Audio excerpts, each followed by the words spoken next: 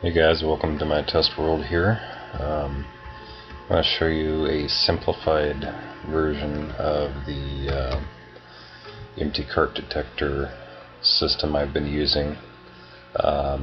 If you're riding in the cart, it'll bypass it if you have enough momentum or speed.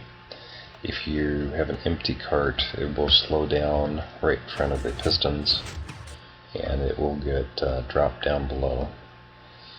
And the previous versions I've showed you are pretty complicated, but this one's actually pretty easy. So I'll show you how this all works. We have two detector rails here, and they send a signal, one going that way and then one coming this way. The first detector rail simply goes into a delay circuit. This is separate here, this delay here. So after 4 repeaters worth of delay, this torch will go off. And assuming that there's no signal coming from the other detector plate, detector rail, this torch will come on and it will trigger the this is just a simple monostable circuit here to shorten the pulse.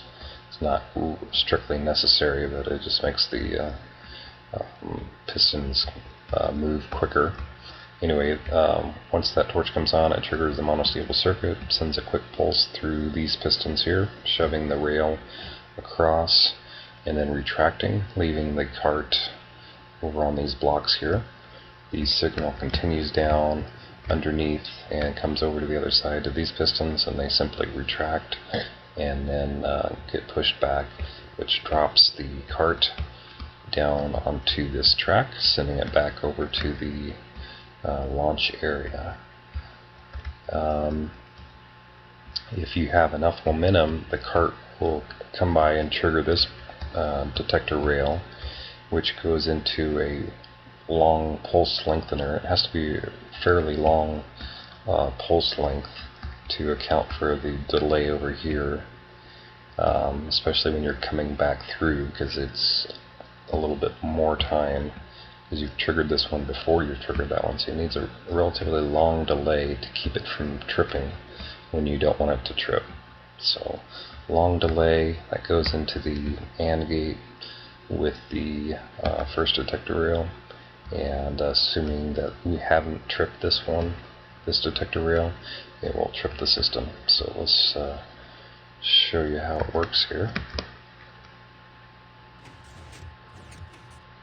So you can see on the left side the delayed signal is getting sent up there, and since there's no signal coming from this side, it drops it down. If you speed up the cart,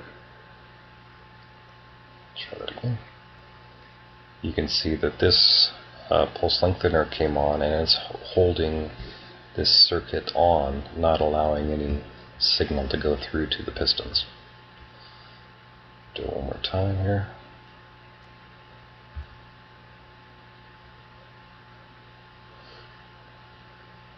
So that's how it works. That's a real simple way of doing it. The only downside of this is you do see one face of the pistons, but other than that you can hide it pretty well. Thanks for watching.